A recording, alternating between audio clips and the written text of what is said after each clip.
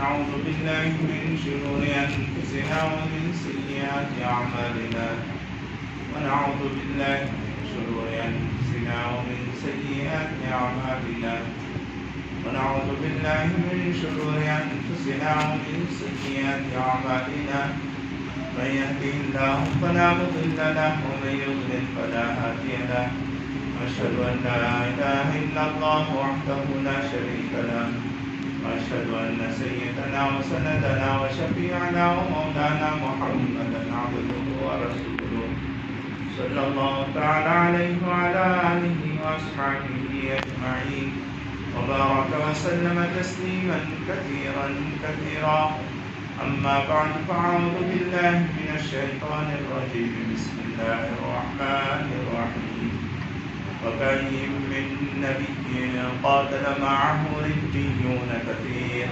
وما وهنوا لما أصابهم في سبيل الله وما ضعفوا وما استكانوا والله يحب الصابرين وقال رسول الله صلى الله عليه وسلم كلمة حق عند سلطان جابر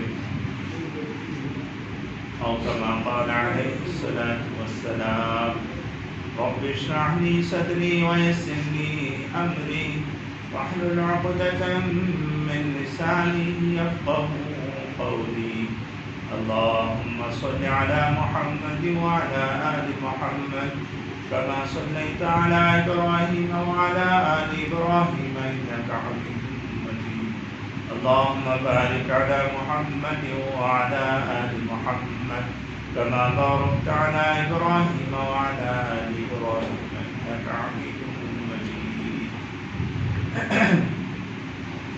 محترم معزز سامعین کرام، ہمارے اس ملک میں آئے دن ظلم و ستم کا پہاڑ حکومت کی پشت پناہی اور پولیسوں کی موجودگی میں اقلیتوں پر بالخصوص مسلمانوں پر ستانا، ڈرانا، دھمکانا، انہیں مارنا پیٹنا نہیں، ذلیل کرنا، جب سے یہ حکومت آئی ہے اس وقت سے لے کر اب تک بڑھتا ہی جا رہا ہے۔ جو لوگ قانون کی وردی پہنے ہوئے ہیں وہی قانون کی دھجیاں اڑا رہے ہیں۔ ہمارے لیے اس میں دائیں عمل کیا ہونا چاہیے ایسے ہوتے؟ اللہ تبارک و تعالیٰ سورۃ آل عمران میں ارشاد فرماتے ہیں وَكَأَيٍّ مِّن نَبِيٍّ قَاتَلَ مَعَهُ رِبِّيُّونَ كَثِيرٌ، کتنے اللہ والے نبیوں کے ساتھ مل کر جہاد کی،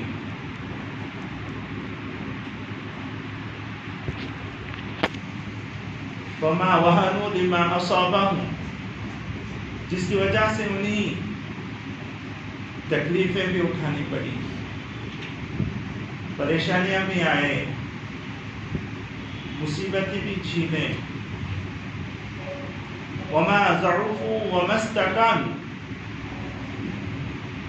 نہ ہی انہوں نے اپنا راستہ بدلا، نہ ہی وہ کمزور ہوئے، نہ ہی انہوں نے ہتھیار ڈال کر بیٹھ گئے۔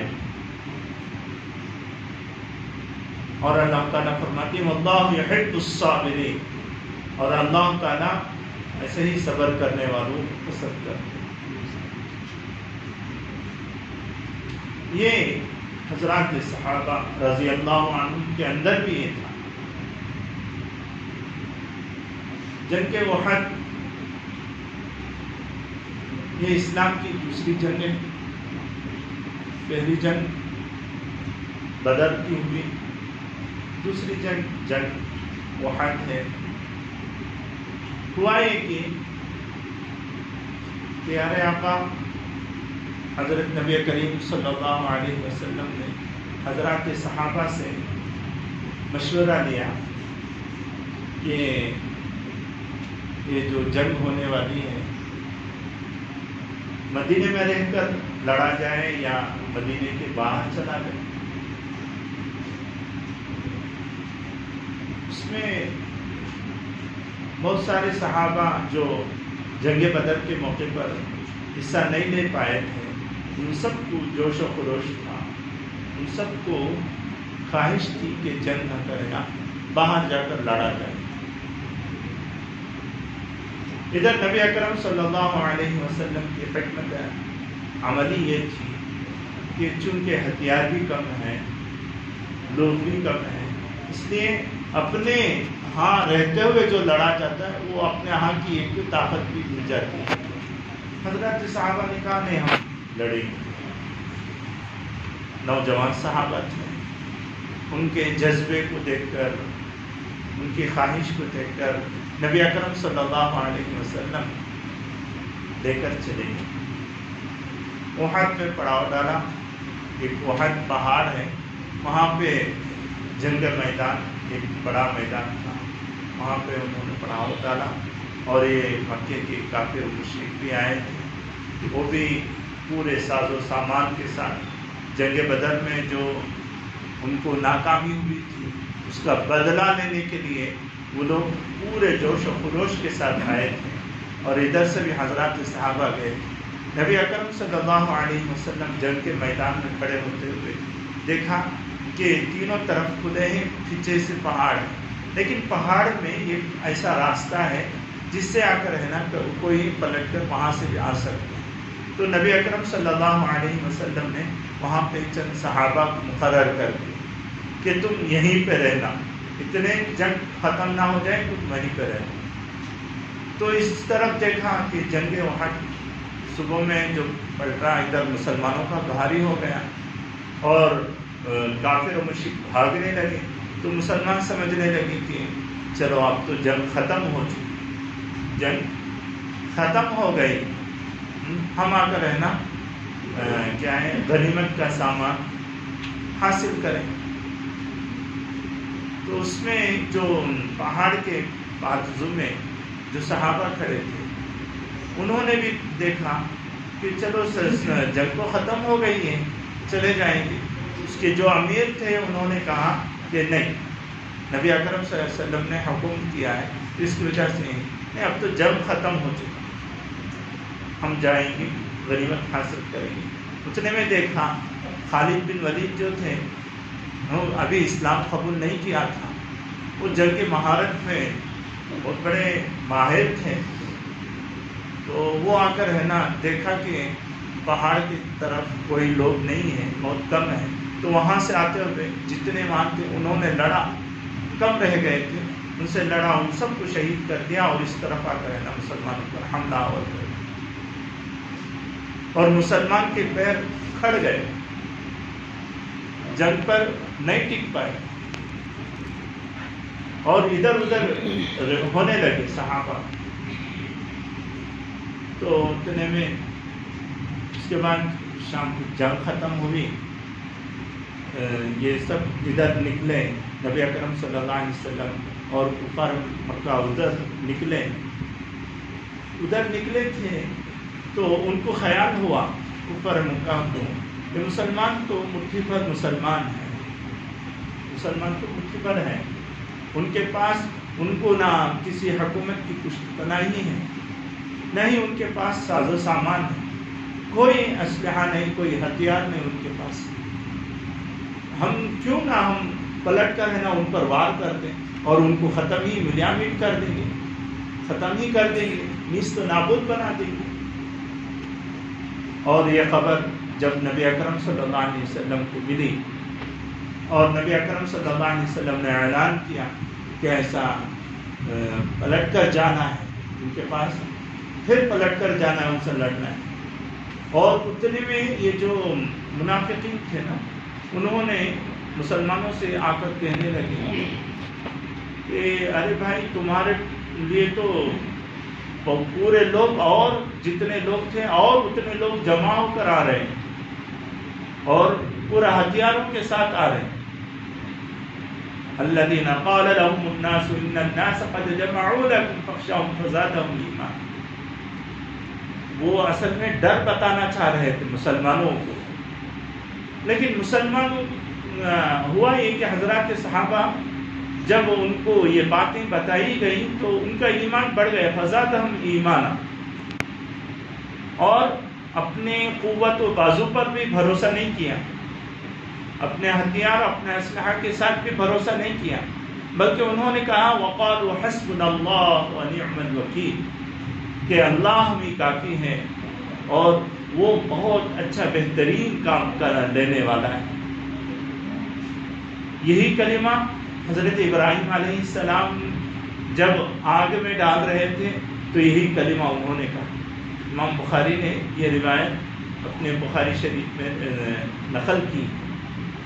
تو حضرات صحابہ بھی یہی اسی وقت حضرات صحابہ نبی اکرم صلی اللہ علیہ وسلم سب یہ کہنے لگے حسبنا اللہ ونعم الوکیل.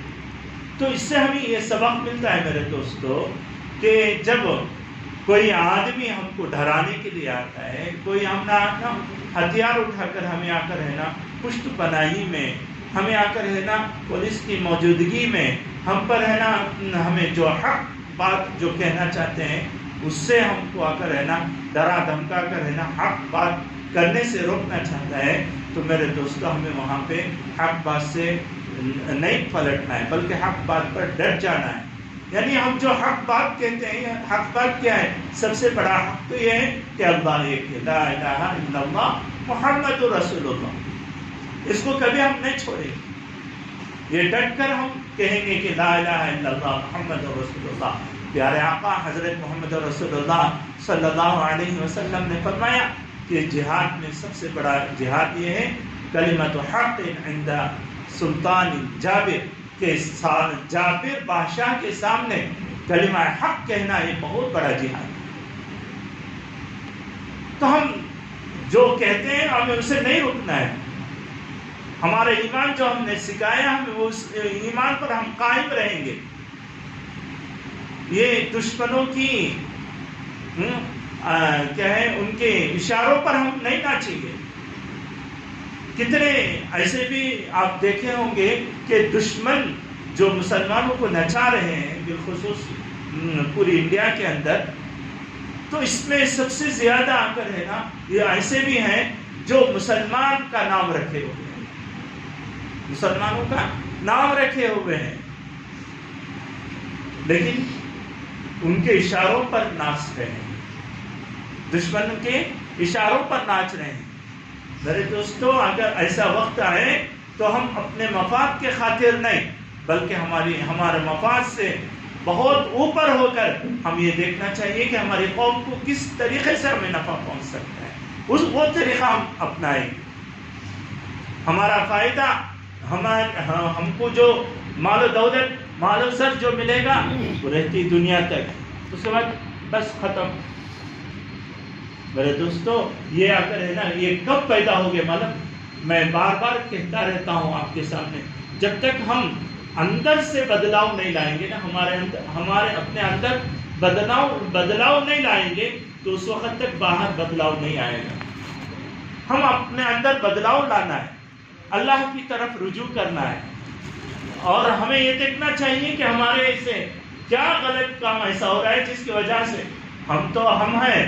حضرات صحابہ ان کے بارے میں نے آج ہی پڑھا تھا، حضرت عمر فاروق رضی اللہ تعالیٰ جب مدینے کے اندر قحط یہاں سے وہاں تک قحط سالی ہو گئی تھی، قحط پڑ گیا تھا، لوگ پریشان ہو گئے تھے.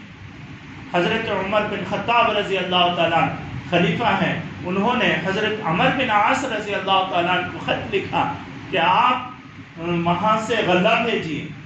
انہوں نے کہا کہ خدا کی قسم میں اتنا غلہ بھیجوں گا، اتنے اونٹوں کا غلہ بھیجوں گا کہ پہلا اونٹ آپ کے مدینے میں ہو تو دوسرا اونٹ اس کا آخری اونٹ میرے ملک شام میں ہو. اتنی لمبی قطار میں آ کر غلہ بھیجوں گا. انہوں نے بھیجا بھی، لیکن بھیجنے کے بعد دیکھا بے برکتی، سارا ختم، کچھ فائدہ ہی نہیں۔ حضرت عمر رضی اللہ تعالیٰ پریشان، کیا ہوا؟ اتنے میں ایک صحابی دیکھا کہ ان کے پاس کچھ کھانے کے لیے نہیں، پینے کے لیے نہیں، وہ کچھ کام کر رہے تھے، ایسے ہی ان کو نیند اونگ آ گئی، وہ ایسے ہی سوئے۔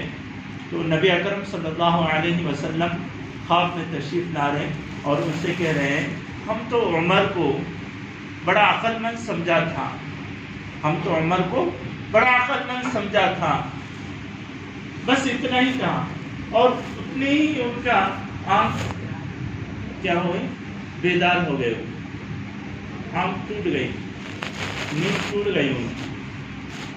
تو وہ سوچے کہ کیا ہے، نبی اکرم صلی اللہ علیہ وسلم کیا کہنا چاہتے، چلو جو بھی ہے مجھے کہنا ہے۔ فوراً حضرت عمر رضی اللہ تعالیٰ عنہ کے دربار میں آئے اور کہا کہ میں رسول اللہ صلی اللہ علیہ وسلم کا قاصد آیا ہوں، ان کا پیغمبر آیا ہوں۔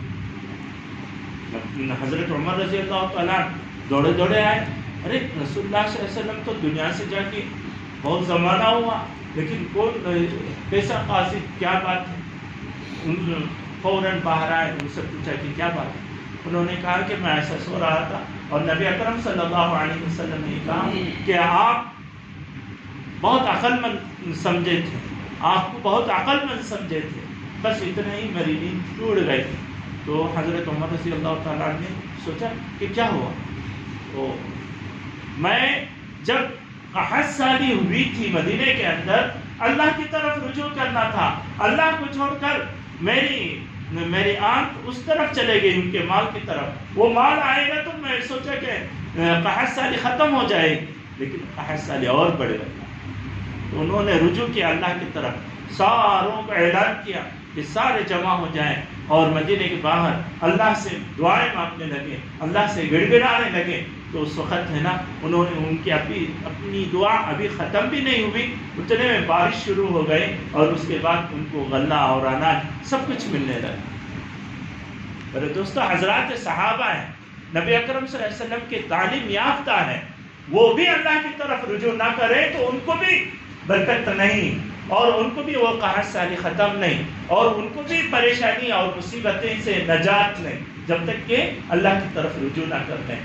آج ہم کیوں آپ دیکھتے ہوں گے، آپ دیکھتے ہیں کہ آئے دن حالات انڈیا کے اندر خراب سے خراب، بدتر سے بدتر ابتر ہوتے جا رہے ہیں، لیکن مسجدوں میں جتنے مصلیات ہیں، کیا مصلی بڑھ گئے؟ سوچنے کی بات ہے نہیں ہے۔ مصلی کہاں گئے کہ ہمارے اوپر نماز فرض نہیں ہے، ہم اللہ کی طرف رجوع نہیں کرنا ہے، ہم سمجھ بیٹھے ہیں صرف وہاں تریپور میں ہوا اور گجرات میں ہوا اور دلی میں جنگ فساد ہوا، بس ہوا، ختم ہو گیا۔ میرے دوستو، کتنے لوگ آج بھی جو کہہ رہے ہیں کہ احتجاج کیے تھے، احتجاج بلند کیے تھے، لیکن ان کو سب ہے نا کیا ہے، سلاخوں کے پیچھے ڈالے ہوئے۔ لیکن آج ہم کیوں مسجد کے اندر مصلی زیادہ نہیں آ رہے؟ اپنے آپ میں بدلاؤ کیوں نہیں لا رہے؟ ہم کیا سمجھ بیٹھے؟ صرف ان کے پر مصیبت آئے تو ختم، ہم پر نہیں آئے گی کیا؟ آج وہ تو کل ہماری بھی باری آنا ہے نا، کیوں نہیں آ سکتی باری؟ میرے مسلمانوں، اگر ہم نئی بدلاؤ لائے تو ایسے مٹ جائیں گے۔ بدلاؤ لانا ضرور ہے میرے دوستوں، ہمارے اپنے اندر بدلاؤ لانا ہے۔ میرے اندر کیا غلطی ہے ہو رہا ہے کیا معلوم؟ ہم چہرے کے لیے تو آئینہ دیکھ رہے ہیں، چہرہ صاف کرنے کے لیے آئینہ دیکھ رہے ہیں، لیکن ہمارے اعمال میں بدلاؤ لانے کے لیے کبھی سوچتے نہیں ہیں، کبھی تنہائی میں بیٹھ کر غور کرنے کا فکر ہی نہیں ہوتی ہم کو۔ فکر بھی غور کر رہے ہیں کبھی ہمارے اندر کیا کمی ہے؟ اللہ کی مدد آنا چھوٹ گئی، کیا اللہ ہمیں نہیں دیکھ رہا ہے؟ اللہ وہ پروردگار ہے میرے دوستو، کالی رات کے اندر دو کالے پہاڑ کے درمیان میں جو کالی چونٹی چلتی ہے نا، اس کی جو نشان ہوتے نا، وہ تک اللہ تعالیٰ دیکھ رہا ہے. کیا ہم کو اور آپ کو نہیں دیکھ سکتا؟ نہیں دیکھ رہا ہے؟ ہم تو اللہ کے ماننے والے نا. کس کے ماننے والے؟ اللہ کے نا. ہم تو غیر اللہ کو سجدہ نہیں کرتے نا، ہم اللہ کے سامنے سجدہ کر رہے نا. پھر ہمیں مدد کیوں نہیں آ رہی؟ ہمارے مسلمان کیوں کٹے جا رہے ہیں؟ آئے دن سلاخوں کے پیچھے کیوں ہو رہے ہیں؟ آج ان کی باری تو کل ہماری بھی باری آ سکتی ہے. کیوں ہو رہے ہیں آخر؟ کیا وجہ؟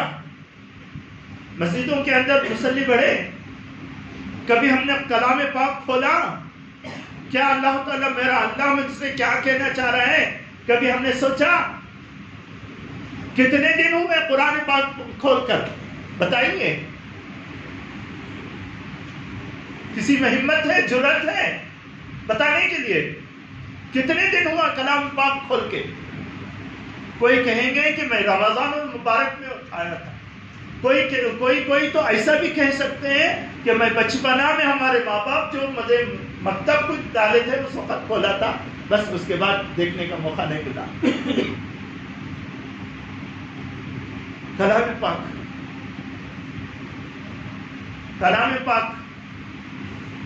کوئی آدمی اسلام قبول کرے، اسلام قبول کرنے کے لیے آئے اور وہ کہیں تمہارے میں بہت سارے فرقے ہیں،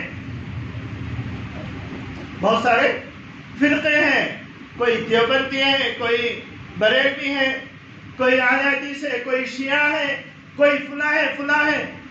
مجھے کوئی ایسی کتاب دکھا دو کہ جس پر ساروں کا ایمان ہو. کون سی کتاب اٹھا کر دیں گے اسے؟ ہمارا کون سی کتاب اٹھا کر دیں گے؟ بخاری شریف شیعہ مانتے ہی نہیں. مسلم، ابن ترمذی، کون سی کتاب اٹھا کر دیں گے؟ فتاوے، ایک آدمی کا فتویٰ، ایک مسلک کا فتویٰ دوسرے مسلک والے مانتے ہی نہیں. کون سی کتاب اٹھا کر دیں گے؟ قرآن پاک اٹھا کر دیں گے. اسے قرآن پاک اٹھا کر دیتے ہوئے اگر وہ پلٹ کر ہم سے سوال کر دے، بابا ساروں کا اس پر ایمان ہے، ساروں اس پر متفق ہیں، تو نے کبھی کھول کر پڑھا بھی ہے؟ کبھی تم نے کھول کر پڑھا بھی ہے؟ کیا جواب ہوگا اس وقت؟ آج کیوں قرآن سے اتنی دوری؟ بچہ اسکول کا ہوم ورک نہ کرے تو فکر ہے، مدرسہ نہیں جائے تو کوئی فکر نہیں.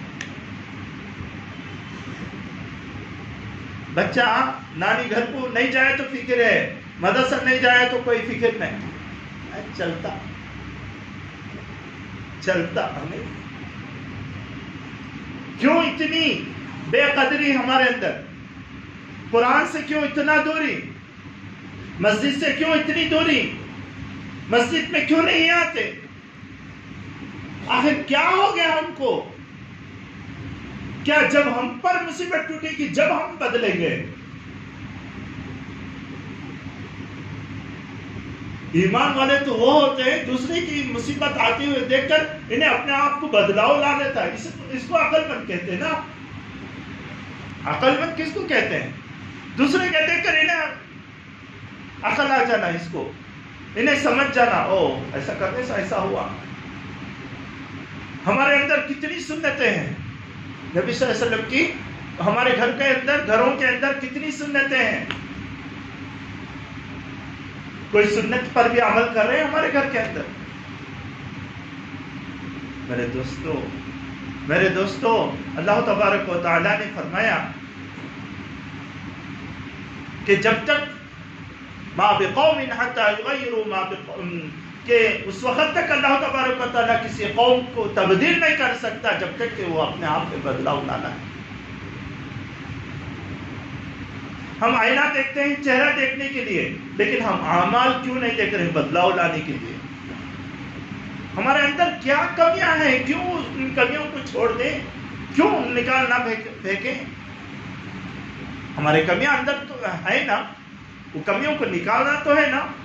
جب ہم اپنے اندر سوچیں گے تو نہ پتہ چلے گا، جب ہمیں مسجد کے اندر آئیں گے تو نہ پتہ چلے گا، جب ہم اس کی کمی پہچاننے والے جو لوگ علماء ہیں ان سے ملیں گے تو نہ ہمیں پتہ چلے گا کہ کیا کمیاں ہیں۔ جو دین کے داعی، دین کے تبلیغ کرنے والے، ان کے پاس ہمارا ملنا جلنا اٹھنا بیٹھنا ہوگا تو نہ ہمیں پتہ چلے گا کہ دین کے اندر کیا کیا کمیاں ہیں۔ اگر ہم ان سے رشتہ توڑ کر رہے ہیں، ہم ان سے ملنا جلنا ہمنا ایک بار اور بوجھ ہونے لگے تو ہماری کمیاں کیسے دور ہوں گی؟ ہماری کمیاں کیسے دور ہوں گی میرے دوستو؟ سوچنا ہے نہیں سوچنا ہے؟ سوچنا ہے نا۔ کوئی تبلیغ کرنے والے ہمارے اپنے گھروں کے اندر آتے ہیں، ہمیں کیا بول کے بھیجتے ہیں؟ ہمیں 5 منٹ ان سے بات کرنے کے لیے ہمارے پاس وقت نہیں، بول کے بھیجتے ہیں نہیں ہے، جا بول دو، میرا بیٹا ہے، میرا بیٹے کو بلا رکھ جاؤ۔ کیا اس کی ضرورت نہیں ہے؟ دین کو بیٹے کی ضرورت، ان کی ضرورت نہیں ہے دین۔ میرے دوستو آج ہم اگر ہے نا اس کی وجہ سے ہی ہمیں اوپر مار پڑتے جا رہا ہے اور ظلم و ستم ان کا اور بڑھتا جا رہا ہے اور ہم خاموش بیٹھے ہیں، ہاتھ پہ ہاتھ لگا کر بیٹھے ہیں۔ سدھر جاؤ میرے مسلمانوں، میرے بھائیوں، اپنے اعمال کو درست کر، ہمارے اندر جو کمیاں ہیں اس کو نکال پھینکو میرے دوستو۔ ہم تو ایمان کی حالت میں مرنا چاہتے ہیں، ایمان کی حالت میں زندگی بھی گزاریں گے نا، ایمان کی حالت میں مرنا چاہ رہے ہیں نا ہم سب۔ اللہ کرے ہم سب کو آ کر ہے نا اللہ تعالیٰ ایمان کی حالت میں موت دے دے، لیکن ایمان کی حالت میں زندگی بھی دے دے۔ اللہ آمین۔ ایمان کی حالت میں زندگی بھی دے دے، ایمان کی حالت میں ہمیں ایمانی ماحول کے اندر ہمیں زندگی گزارنا نصیب ہو۔ ہمارے گھر کے اندر جائیں تو ایمانی ماحول ہو، باہر آئیں تو ایمانی ماحول ہو، دوستوں کا سرکل ہو تو وہاں ایمانی ماحول ہو، اور کسی سے ملیں جلیں تو ایمانی ماحول ہو، ہر جگہ ایمان ایمان ایمان۔ دیکھو اس کے بعد کیسی زندگی بدلتی نہیں بدلتی، اور حالات تبدیل ہوتے نہیں ہوتے دیکھیے، اور کتنے لوگ کتنے بڑے بڑے جابر ظالم قوم آئے تھے دنیا میں، کتنے نیست و نابود ہو گئے میرے دوستوں، لیکن وہ سب کس کے دم پر ہوا؟ کہ اپنے آپ پر وہ ڈٹ گئے تھے، جو کہنا ہے کہنا ہے، کٹیں گے جھکیں گے نہیں۔ ہاں، جو اللہ کا حکم ہے کہ کلمہ حق کہنا ہے، مجھے کلمہ حق کہنا ہے۔ کلمہ حق میں سب سے بڑا کلمہ حق کون سا ہے؟ لا الہ الا اللہ محمد رسول اللہ۔ اللہ کے ساتھ کسی کو شریک نہیں کرنا، بس اللہ ہی کے ساتھ، اور طریقہ نبی اکرم صلی اللہ علیہ وسلم، دوسرے کسی کا طریقہ نہیں۔ میرے دوستو یہ کلمہ حق ہے، اس کو مضبوطی کے ساتھ پکڑنا بھی ہے، اپنے اندر سمانا بھی ہے، اور باہر اس کا اثر دکھانا بھی ہے کہ ہمارے اندر یہ بسا ہوا ہے۔ دوسرا کسی سے بکیں گے نہیں، ہم کسی کے اشاروں پر ناچیں گے نہیں، بس اللہ و رسول کیا چاہتے ہیں۔ اللہ تبارک و تعالیٰ ہم کو اور آپ کو عمل کی توفیق عطا فرمائے، آمین۔ وآخر دعوانا الحمد للہ۔